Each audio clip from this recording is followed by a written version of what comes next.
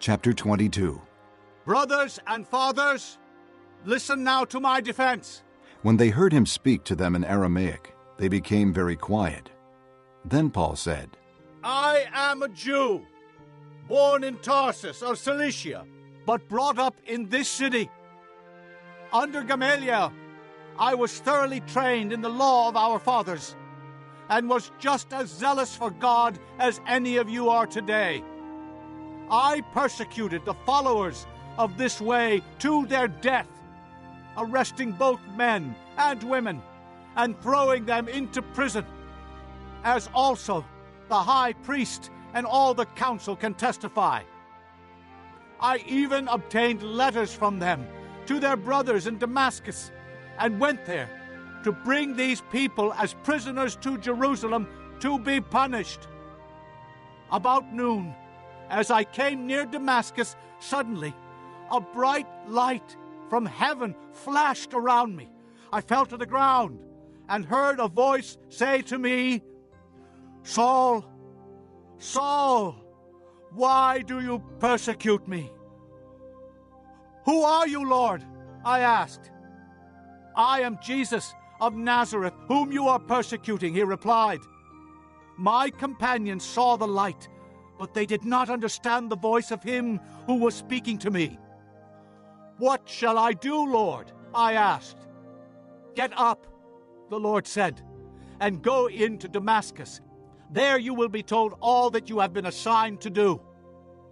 My companions led me by the hand into Damascus, because the brilliance of the light had blinded me. A man named Ananias came to see me. He was a devout observer of the law, and highly respected by all the Jews living there. He stood beside me and said, Brother Saul, receive your sight. And at that very moment, I was able to see him. Then he said, The God of our fathers has chosen you to know his will, and to see the righteous one, and to hear words from his mouth. You will be his witness to all men of what you have seen and heard. And now, what are you waiting for? Get up, be baptized, and wash your sins away, calling on his name. When I returned to Jerusalem and was praying at the temple, I fell into a trance and saw the Lord speaking. Quick, he said to me, leave Jerusalem immediately, because they will not accept your testimony about me. Lord, I replied, these men know that I went from one synagogue to another to imprison and beat those who believe in you. And when the blood of your martyr Stephen was shed, I stood there, giving my approval and guarding the clothes of those who were killing him. Then the Lord said to me, Go, I will send you far away to the Gentiles. The crowd listened to Paul until he said this. Then they raised their voices and shouted, Rid the earth of him! He is not fit to live! As they were shouting and throwing off their cloaks and flinging dust into the air, the commander ordered Paul to be taken into the barracks.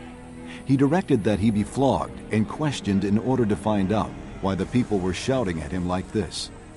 As they stretched him out to flog him, Paul said to the centurion standing there, Is it legal for you to flog a Roman citizen who hasn't even been found guilty? When the centurion heard this, he went to the commander and reported it. What are you going to do? He asked. This man is a Roman citizen. The commander went to Paul and asked, Tell me, are you a Roman citizen? Yes, I am, he answered. Then the commander said, I had to pay a big price for my citizenship. But I was born a citizen. Paul replied. Those who were about to question him withdrew immediately. The commander himself was alarmed when he realized that he had put Paul, a Roman citizen, in chains. The next day, since the commander wanted to find out exactly why Paul was being accused by the Jews, he released him and ordered the chief priests and all the Sanhedrin to assemble. Then he brought Paul and had him stand before them. Chapter 22. Brothers and fathers, listen now to my defense. When they heard him speak to them in Aramaic, they became very quiet. Then Paul said, I am a Jew, born in Tarsus of Cilicia, but brought up in this city. Under Gamaliel,